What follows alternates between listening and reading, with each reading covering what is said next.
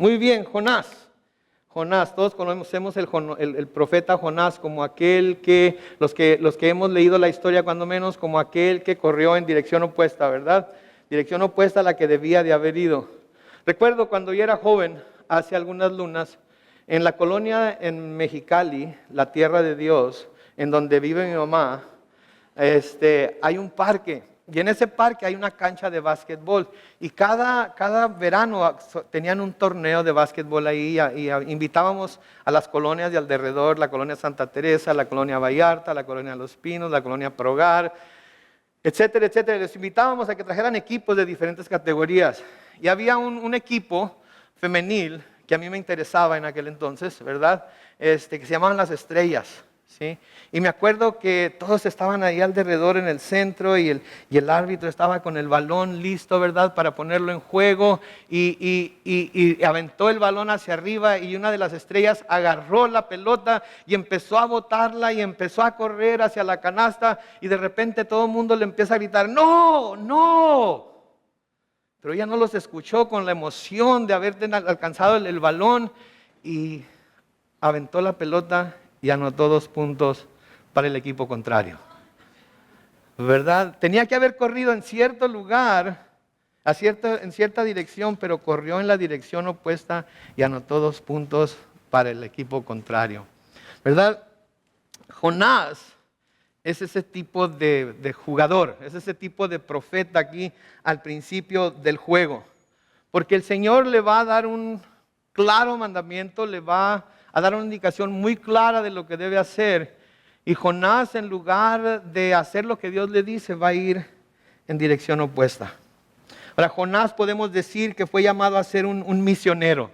Sí, porque fue enviado por Dios a llevar el mensaje de arrepentimiento a una ciudad que no estaba en realidad lejos o tan lejos de donde él vivía. ¿Sí? Fue un misionero a la ciudad de Nínive.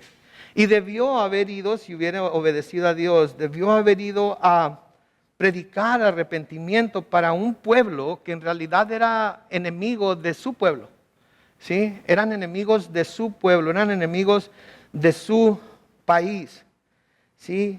Y lo que nos dice la historia es que después de que él viajó en dirección opuesta a la que Dios lo había enviado a ir, se nos dice que él después obedeció, pero fue de muy mala gana. ¿Sí? Creo que algunos nos podemos identificar con ese tipo de corazón, ¿verdad? En donde el Señor nos dice que debemos hacer algo y lo ignoramos, hacemos completamente lo contrario. Y luego las cosas no suceden como nosotros pensábamos que deberían suceder, algo sucede, obstáculos, lo que sea, y luego nos damos por vencido y hacemos lo que Dios nos ha dicho que hagamos, pero luego lo hacemos de mala gana, ¿verdad? Como que ándale pues Dios, ¿verdad? Para que no digas, ¿verdad? Ya intenté mi propia manera, ya intenté mi propio camino, no funcionó, voy a intentar el tuyo para que veas que no soy gacho, ¿verdad? Para que veas que sí te presto atención. Ahora, algo que debemos inmediatamente hablar acerca de Jonás, es que la narración de esta historia ha sido ridiculizada por muchos como un mito, ¿sí? Los incrédulos, ¿sí? Inclusive algunos eruditos bíblicos la llaman una leyenda o la llaman una parábola, ¿sí? He oído a personas burlarse de ella cuando trato de hablar de ella y me dicen, oh, estás hablando de la historia de Pinocho, ¿verdad? El personaje de Walt Disney que también es tragado por una ballena, etcétera, etcétera, cuando se porta mal. Y pues no, en realidad no. Los judíos de hecho aceptaban la historia de Jonás como una historia, como un hecho histórico. Un gran historiador judío que se llamó Josefo, ¿sí? Escribió acerca de él en un libro que tituló Antigüedades de los Judíos, en el libro número 10, en el libro número 9, perdón, en el capítulo 10, en la segunda sección. Entonces, es un hecho histórico, es algo que sucedió. Pero no solamente porque este historiador lo dice, no solamente porque otros historiadores judíos lo dicen, pero más importante aún, Jesucristo mismo dio fe de su veracidad. Jesucristo mismo dio fe de su veracidad. En Mateo capítulo 12, comenzando con el versículo 38, noten lo que dice ahí. Entonces algunos de los escribas y de los fariseos dijeron, Maestro, deseamos ver una señal tuya. Pero él les dijo, la generación mala y adúltera demanda una señal, pero no tendrán más señal que la del profeta Jonás. Porque así como Jonás, noten, estuvo, es un hecho, sucedió 3 días y 3 noches en el vientre del gran pez. Y noten que no dice ballena, dice del gran pez. La ballena no es un pez, la ballena es un mamífero. Entonces los que dicen que fue ballena están equivocados. Fue un gran pez. ¿Qué tipo de pez? No sé. A lo mejor era un lenguado, ¿verdad? Esas cosas pueden crecer, halibut en inglés. Esas cosas pueden crecer bastante grandes. He visto pescados lenguados que pescan en Alaska de hasta 450 libras, bastante grandes como para que puedan mantener a un hombre dentro de su estómago, ¿verdad? Y de eso hablamos después, pero entonces dijo, es un gran pez, no dijo que era una gran ballena. Esta es la señal que Él les va a dar, porque así, versículo 40 de nuevo, como Jonás estuvo 3 días y 3 noches en el vientre del gran pez, así también el Hijo del Hombre estará 3 días y 3 noches en el corazón de la tierra. En el juicio, los habitantes de Nínive, noten, se levantarán contra esta generación y la condenarán porque ellos se arrepintieron por la predicación de Jonás. Y aquí hay alguien que es más grande que Jonás. Entonces aquí Jesucristo, refiriéndose a lo que Jonás había hecho, que se nos dice en el libro de Jonás que Jonás hizo, refiriéndose al hecho de que Jonás fue y predicó, de que los de Nínive se arrepintieron y de que de hecho recibieron perdón de Dios. Y aquí el Señor Jesucristo está entonces dándole validez a la historia de Jonás. De nuevo en Lucas capítulo 11, los versículos 29 y 30 se nos dice, como la multitud que lo rodeaba iba en aumento, Jesús comenzó a decir, qué malvada es esta generación, demanda una señal, pero no tendrán más señal que la del profeta Jonás, porque así como Jonás fue una señal para los ninivitas, noten, Jonás en todo lo que le sucedió fue una señal para los ninivitas. También el Hijo del Hombre será una señal para esta generación. Entonces el Señor Jesucristo mismo da cuenta, el Señor Jesucristo mismo da fe de que lo que el libro de Jonás nos dice que sucedió es un hecho histórico, de que sí sucedió y podemos poner nuestra fe en lo que la palabra de Dios dice. Ahora, una de las cosas que nosotros como cristianos debemos de siempre querer saber es la voluntad de Dios para nuestras vidas, ¿no es cierto? Siempre estamos pidiéndole a Dios que nos diga cuál es su voluntad para nuestras vidas, cuál es el camino que quiere que sigamos, qué es lo que quiere que hagamos con nuestra vida, qué es lo que quiere que hagamos nosotros ahorita en la etapa de nuestra vida que nos encontramos, que vaya a servir para traerle gloria a Él.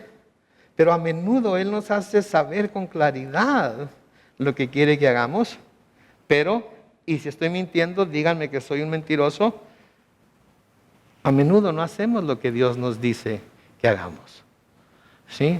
Tratamos de buscarle de alguna manera la forma de torcerlo. Señor, tú no quieres que yo haga eso, ¿verdad? Señor, tú no quieres que yo sufra esta situación. Señor, tú no quieres que yo pase por esa prueba. Señor, ¿verdad que eso no es lo que me estás diciendo? Por favor, dime que eso no es lo que me estás diciendo, porque yo tengo una idea muy diferente de lo que debo hacer. Y estoy convencido en mi corazón de que lo que yo pienso es lo que tú quieres decirme. Así es que, Señor, nada más dime lo que mi corazón quiere, ¿verdad? Y lo que tú quieres, más adelante, cuando haya más oportunidad, cuando sea menos difícil, cuando tenga más tiempo, cuando haya más recursos, entonces lo hacemos. ¿Ok? Mira, es más, dame una señal de que eso es lo que quieres que haga. Voy a comprar un boleto de $1 de la lotería. Okay. Y lo voy a raspar, y si me saco algo que vaya más allá de los $50,000, voy a estar seguro o segura de que lo que estoy pensando es lo que me estás diciendo que haga, porque esa es la cantidad que se necesita, cuando menos, para poder llevarlo a cabo. Dios, si nos está mandando a hacer algo, nos va a capacitar para hacerlo y nos va a dar todas las herramientas que necesitemos para hacerlo. Aun cuando en el momento que nos esté enviando a hacerlo, no tengamos absolutamente nada de lo que nosotros creemos que necesitamos para hacerlo. Lo que tenemos que hacer es ser obedientes y dar ese paso de fe. Y esto es exactamente entonces lo que pasó con Jonás. El Señor lo va a llamar, el Señor le va a decir claramente lo que tiene que hacer, y Jonás va a decir, creo que yo voy a intentar otra cosa. Me voy a ir, sí, pero voy a hacer algo diferente de lo que Dios tiene en mente. Entonces, ahí en Jonás capítulo 1, y en el versículo 1 leemos, la palabra del Señor vino a Jonás, hijo de Amitai, y le dijo, No tenés claramente la palabra del Señor. ¿Sí? Recuerden que en aquellos tiempos el Señor, como en nuestros tiempos también, nomás que es menos común, hablaba directamente a los profetas. ¿Sí? Y les decía exactamente lo que tenían que hacer. Y así el Señor también, la palabra del Señor vino a Jonás y le dijo, versículo 2, 3 cosas. Levántate, número 1, ve, número 2, a la gran ciudad de Nínive y predica, 3, contra ella, porque hasta mí ha llegado la maldad de sus habitantes. Noten, levántate y ve a la gran ciudad de Nínive y predica contra ella, porque hasta mí ha llegado la maldad de sus habitantes. Vamos a tomar este versículo y lo vamos a invertir, vamos a empezar de atrás para enfrente y vamos a ver lo que nos está diciendo aquí. Primero vamos a ver la ciudad de Nínive.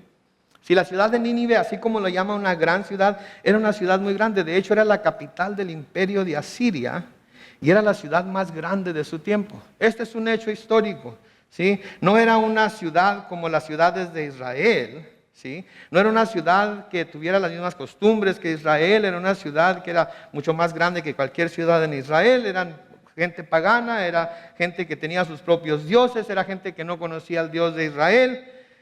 Sin embargo, Dios llamó a Jonás a que fuera a esa clase de ciudad, a una ciudad gentil, a predicarles el arrepentimiento. Y sin duda estoy seguro que esto fue intimidante para él. Sí, yo le pido al Señor que me mande de misionero de vez en cuando, pero ¿saben qué? Y quiero ser honesto con ustedes, ¿saben a dónde le pido que me mande como misionero? A Hawái. Porque sin duda hay mucha gente ahí que no ha oído del Señor. Y yo quiero ser el misionero que les lleve el mensaje del Evangelio. ¿Tiene algo de malo? Absolutamente que no, ¿verdad? Me encantaría ir como misionero a España para conocer la madre patria, ¿verdad? Hay muchos españoles que necesitan escuchar la palabra de Dios. Me encantaría ir a Australia, ¿verdad? Me gustaría ir a Australia. Quizás dentro del viaje pudiera separar un poco de tiempo, ir a hablar con los aborígenes, ¿verdad? Y a predicarles a ellos también, pero más bien a Sydney, ¿verdad? Por ahí en el área, porque aparte de que hablo inglés y me entenderían. Pero a lo mejor Dios no quiere enviarme como misionero a ninguno de esos lugares. A lo mejor me quiere enviar a Colombia, me quiere enviar a Uruguay, me quiere enviar a la Patagonia, me quiere enviar al Polo Norte, me quiere enviar a Groenlandia. ¿Hay gente en Groenlandia? Sí, creo que sí hay, ¿verdad? Debe haber. Todos esos lugares, hay lugares que necesitan escuchar el Evangelio, pero a veces nosotros queremos que Dios nos envíe, pero queremos que Dios nos envíe a donde nosotros queremos. Aquí Jonás fue enviado a una ciudad completamente diferente a todo lo que él conocía y sin duda fue intimidante para él. Como les dije antes, la ciudad era la más grande del mundo, ¿sí? Si alguien caminara de un punto de la ciudad y la atravesara toda a pie, necesitaría 3 días. 3 días para atravesarla. Yo viajé mucho a Campeche y ¿saben cuánto tiempo? Y caminaba a lo largo de la ciudad constantemente. ¿Saben cuánto tiempo me tomaba caminar de un punto del malecón de Campeche hasta el otro extremo de Campeche? Como 6 horas. Y cuando me tenía que quedar allá un par de semanas, lo hacía nada más por conocer Campeche. Y caminaba de un extremo de la ciudad hasta el otro en 6 horas. Para atravesar Nínive, a pie se necesitarían 3 días. Tenía una circunferencia de 60 millas. Tenía muros de 100 pies de altura y 40 pies de ancho.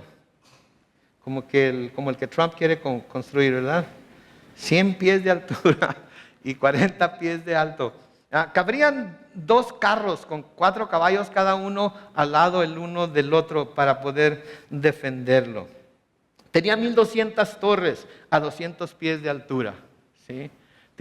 Estaba bien protegida. Tenía una población de 600,000 a 1,000,000 de habitantes y adoraban al dios Dagón.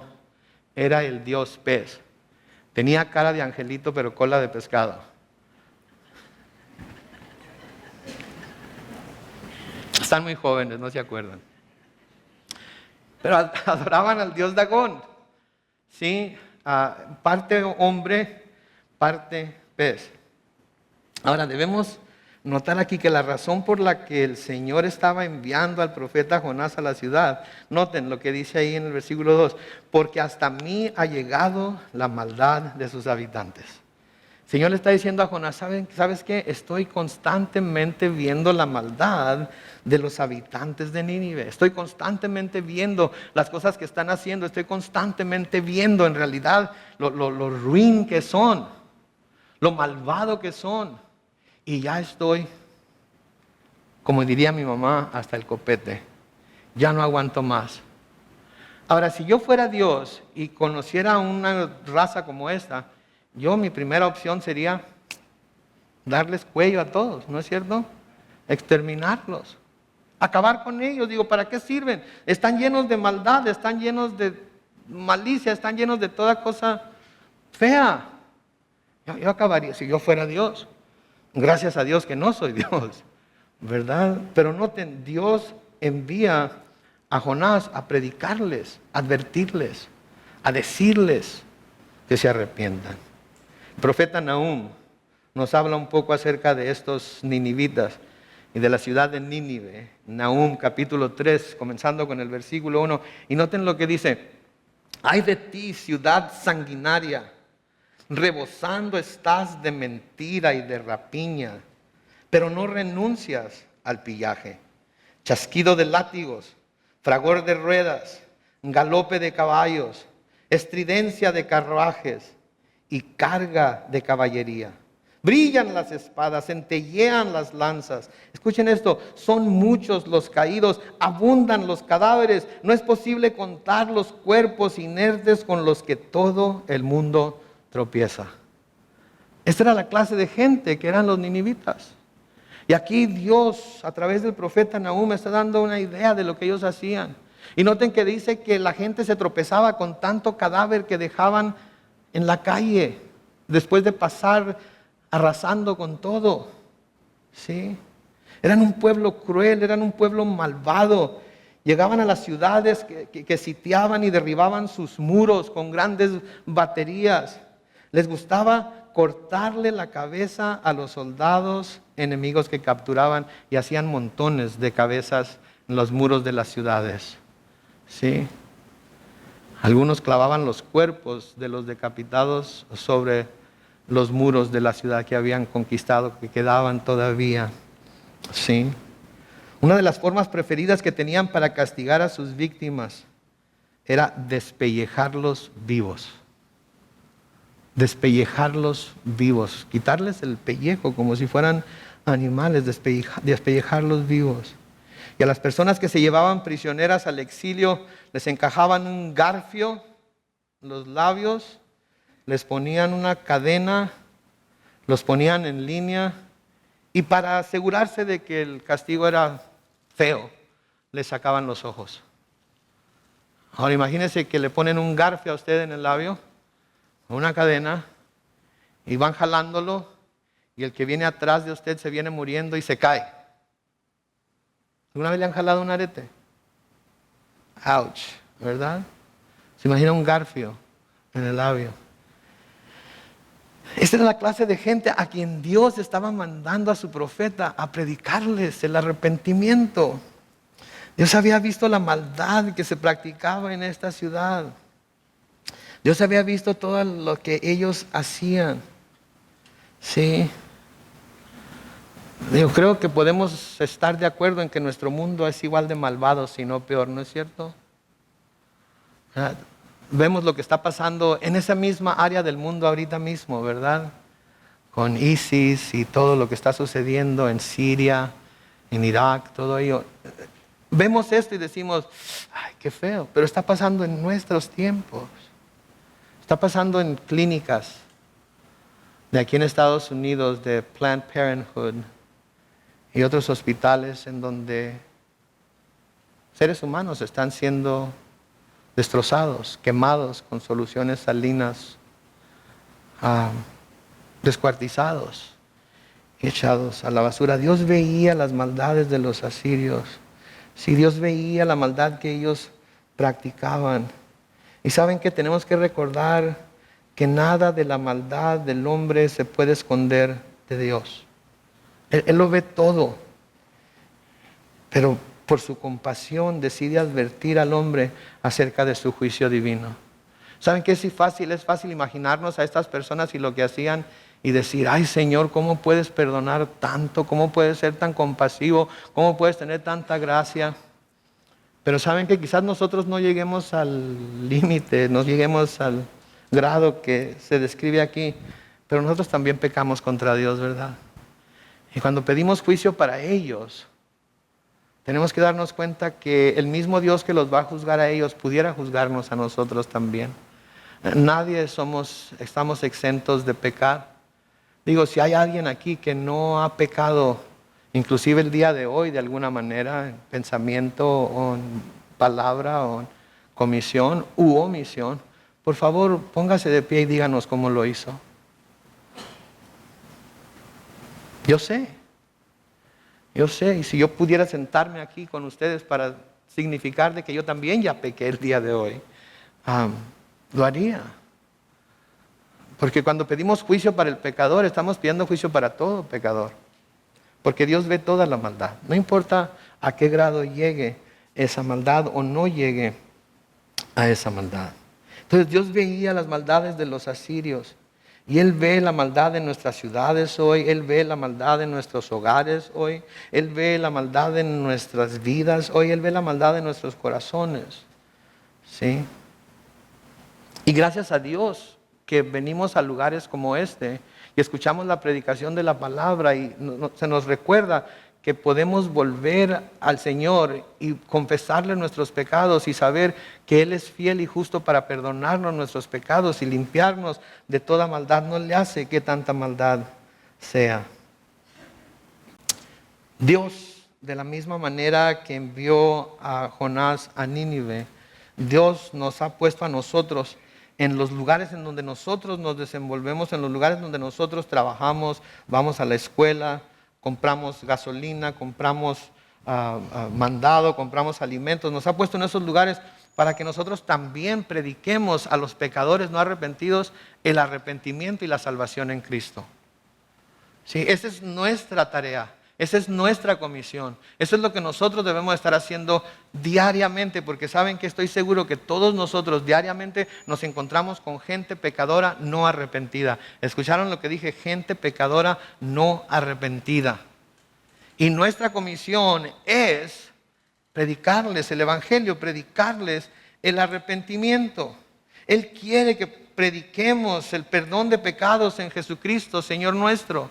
Él quiere que les digamos, mira, lo que estás haciendo, tu estilo de vida es pecado delante de Dios. Pero, así como eso es pecado delante de Dios, Dios en su misericordia y su gracia nos ha dado a su Hijo Jesucristo para que si nos volvemos a Él con un corazón arrepentido, Él nos salva de cualquiera que sea nuestro pecado. Sí. De veras les recomiendo que vengan y vean la película Audacity porque está muy claro cómo debemos de compartir el evangelio inclusive con gente que tiene atracción hacia su mismo sexo. Entonces nos ha puesto a nosotros en esos lugares en donde estamos para que prediquemos el arrepentimiento, el perdón de pecados en nuestro Señor Jesucristo. Y lo hizo cuando dejó esta tierra y dejó a sus discípulos lo que llamamos la Gran Comisión. Pero esa Gran Comisión sigue pasando de generación en generación a todos los que somos discípulos de Cristo. Porque todos los creyentes somos discípulos de Cristo. Y a todos los discípulos les dice en Mateo 28, versículos 19 y 20.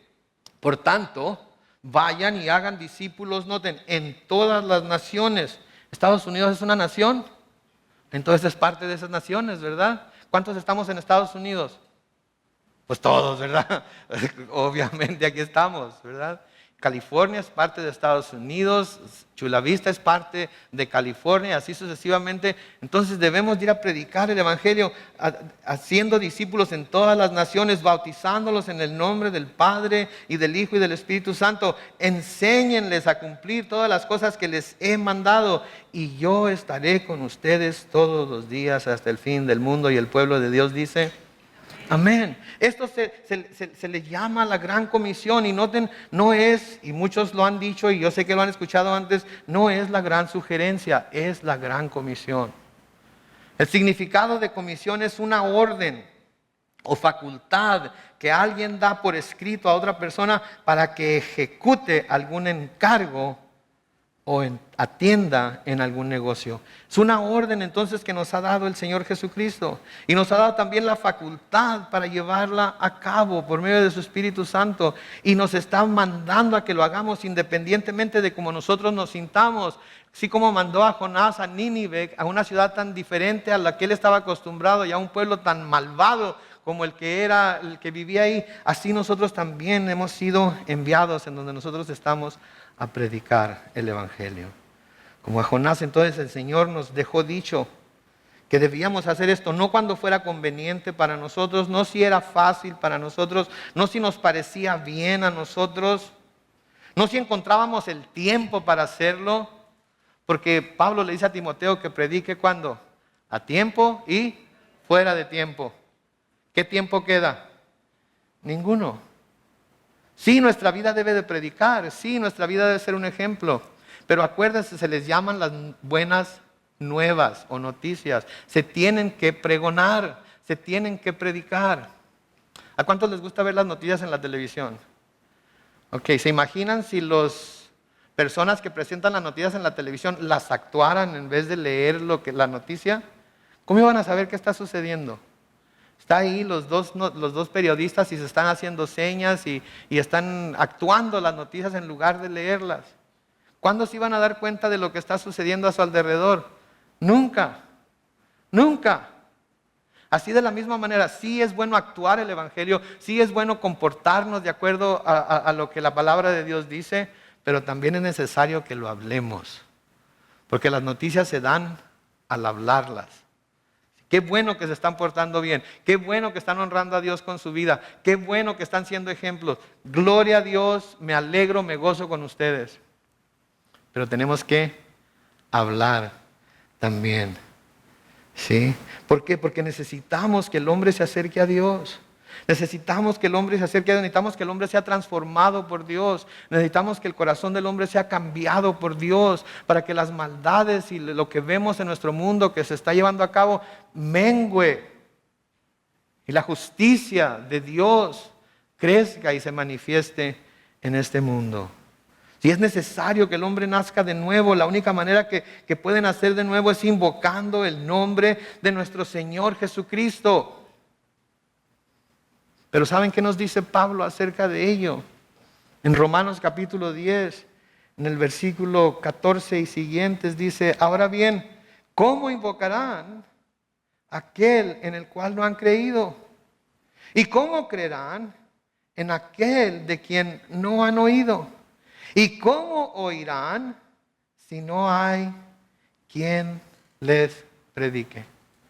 Hay gente que no ha oído el nombre del Señor Jesucristo en su trabajo. Hay gente que no ha oído el nombre del Señor Jesucristo en tu escuela. Hay gente que no ha oído el nombre del Señor Jesucristo en el lugar donde viven. Y como dice Pablo a los Corintios, lo digo para nuestra vergüenza. Porque debemos estar constantemente proclamando el nombre de Cristo para que ellos puedan invocar ese nombre que todavía no han oído, en el cual todavía no han creído. ¿Por qué? Porque no hay quien les predique. Versículo 15 de Romanos 10 dice, ¿y cómo predicarán si no son enviados? Como está escrito, cuán hermosa es la llegada de los que anuncian la paz, de los que anuncian buenas nuevas. Pero no todos obedecieron al Evangelio. Pues Isaías dice, Señor, ¿quién ha creído a nuestro anuncio? Así que la fe proviene de el oír y el oír proviene de la palabra de Dios. Entonces tenemos que predicarlo, tenemos que decirlo, tenemos que pregonarlo. Y noten que dice ahí, ¿cómo irán si no son enviados?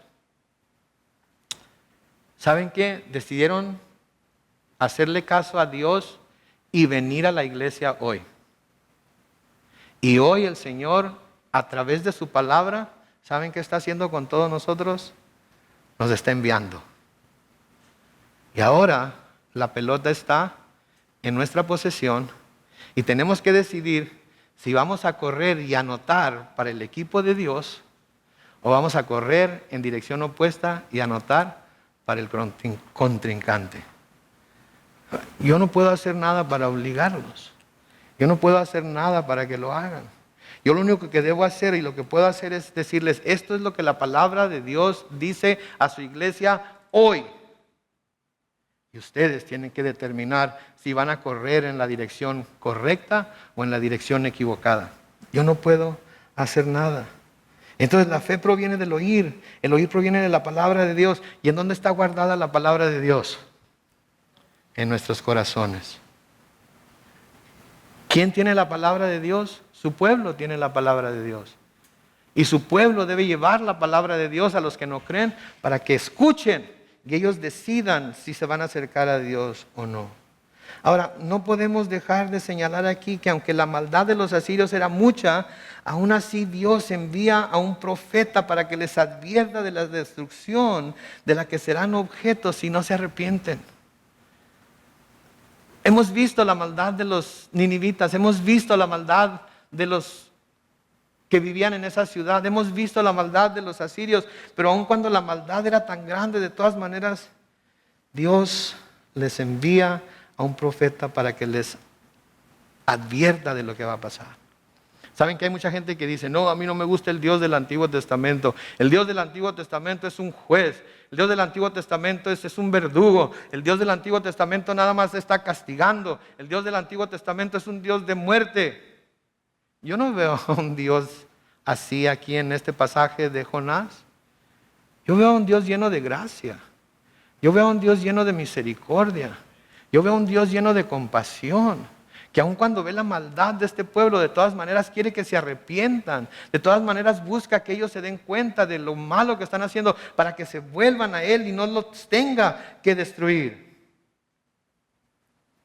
De nuevo, de la misma manera, Dios nos está enviando a nosotros, su pueblo, a que prediquemos las buenas nuevas del Evangelio a los pecadores no arrepentidos que tenemos a nuestro alrededor.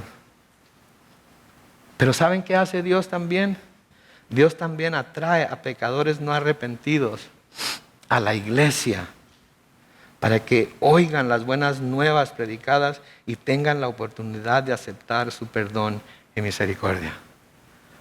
Sí, nos envía, pero también trae gente a su casa para que escuchen el mensaje del Evangelio y tengan la oportunidad de arrepentirse y volverse a Él. Y quizás hay entre nosotros hoy alguien que aún no se ha arrepentido de sus pecados. Alguien que aún todavía no ha recibido la gracia y misericordia de Dios. ¿Saben qué? Él los ha atraído aquí hoy para darles la oportunidad de que se vuelvan a Él. Quizás haya cristianos entre nosotros, cristianos rebeldes. Sí, porque yo no creo que hay cristianos carnales. Yo creo que hay cristianos obedientes y cristianos rebeldes. Son los únicos dos tipos de cristianos que yo conozco. Y a veces hay cristianos rebeldes. Nos rebelamos contra Dios, nos rebelamos contra su voluntad, nos rebelamos contra lo que Él nos llama a hacer. Y decimos básicamente, no. ¿Cuántos tienen hijos aquí? A ver, levanten la mano todos los que tienen hijos, pequeños o grandes, no le hacen. ¿Alguna vez sus hijos les han dicho algo y les dicen sus hijos, no? ¿Sí? ¿Qué sienten cuando eso sucede? ¿Qué sienten cuando eso sucede? Si son como mi mamá, agarran una manguera. O una vara de piocha. O ahí les va una muy original, una chancla. ¿Verdad? Un jalón de patillas, un jalón de cabello. ¿Tú me vas a decir que no a mí, muchacho del demonio? Somos rápidos, ¿verdad? Para castigar cuando la cosa no sale como nosotros queremos. ¿Saben que nosotros a veces le decimos no a Dios así también con ese valor? Él nos dice, si nosotros decimos no.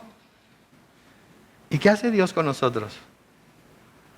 Nos muestra gracia, nos muestra misericordia. Cuando nos salimos demasiado del camino, nos pone obstáculos y cosas que nos llevan amorosamente y a veces con ciertas consecuencias, de vuelta al camino. Pero no reacciona como debería de reaccionar. Y saben que quizás hay entre nosotros alguien, algún cristiano rebelde, que ahorita debería de estar haciendo algo que Dios le dijo, pero no lo está haciendo.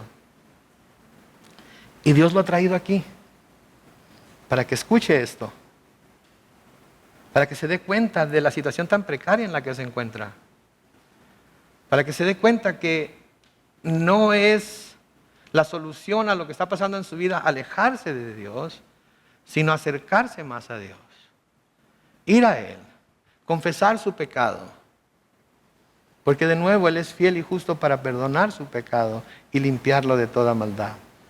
El Señor no lo trajo aquí para regañarlo, el Señor no lo trajo aquí para agarrarlo a coscorrones, el Señor lo trajo aquí para que oyera la historia de Nínive y la maldad que Nínive practicaba, y que viera usted la bondad y la gracia y compasión de Dios para con ellos, aun cuando eran tan malos, y que usted diga, qué bárbaro, si con esa gente Dios fue misericordioso, yo no le llego ni a los talones a la maldad que ellos están practicando, sin duda Dios me mostrará gracia a mí también.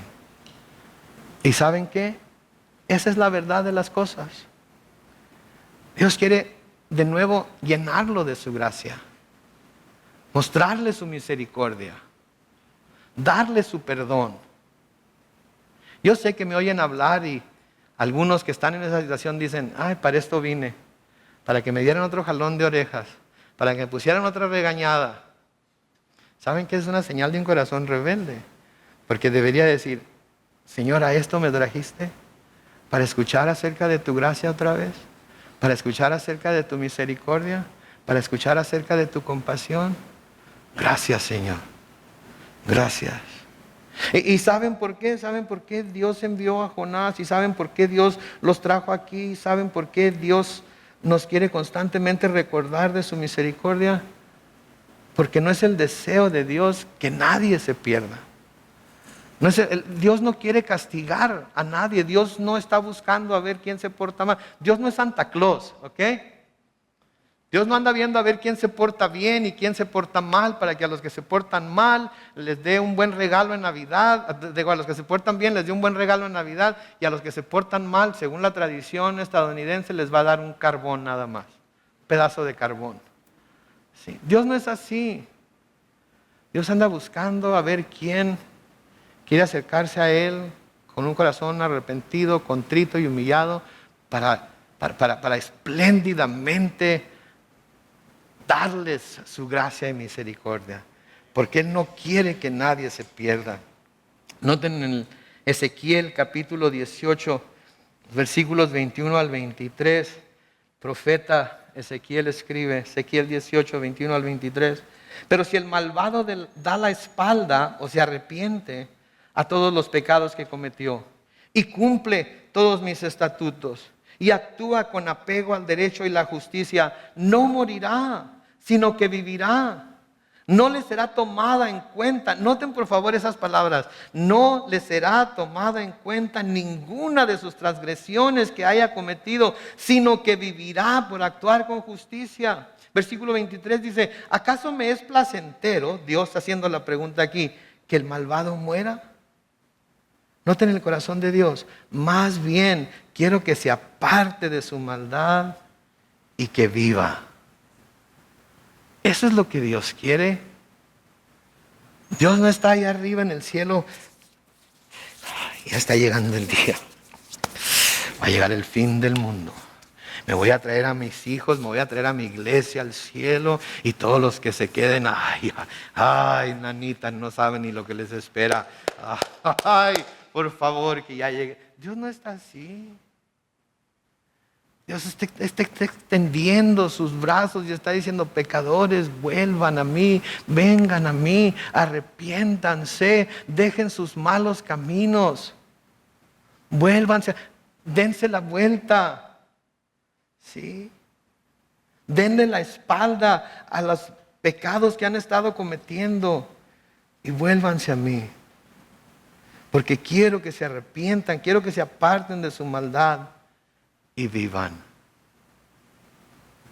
Vemos claramente aquí la misericordia de Dios, Y de nuevo, vamos hoy a compararnos con los hombres y mujeres de Nínive. ¿Cuántos pueden decir que su maldad ha llegado al nivel de ellos aquí hoy? ¿Se fijan? Y si Dios mostró misericordia para con ellos, ¿no mostrará misericordia para con nosotros? ¿Saben qué? No hay razón para que nadie de todos los que estamos aquí nos vayamos de este lugar sin haber pedido perdón a Dios e irnos completamente perdonados por Él, redimidos por Él, de nuevo caminando con Él. No hay razón.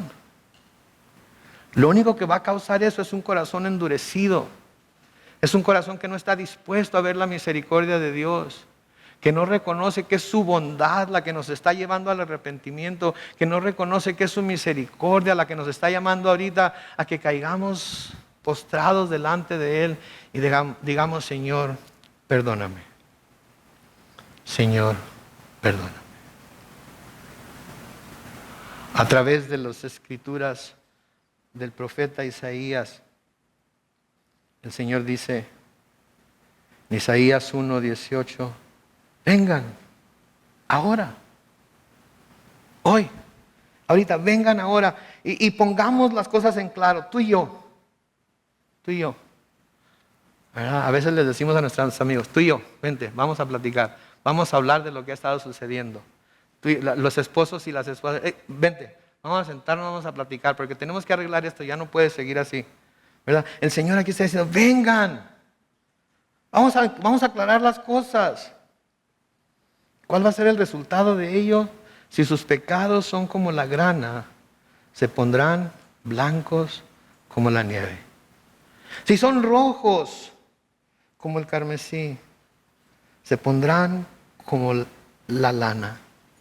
Y luego noten lo que dice en el versículo 19. Si ustedes quieren y hacen caso, comerán lo mejor de la tierra. Pero si no quieren y son rebeldes, serán consumidos por la espada. Sí, la boca del Señor lo ha dicho. ¿Saben qué? Hoy está el Señor aquí diciéndonos, algunos de nosotros, vengan, vamos a ponernos a cuentas hoy. Ahorita es el tiempo. Hoy es el día de salvación. Hoy es el día en el que tenemos que hablar tú y yo.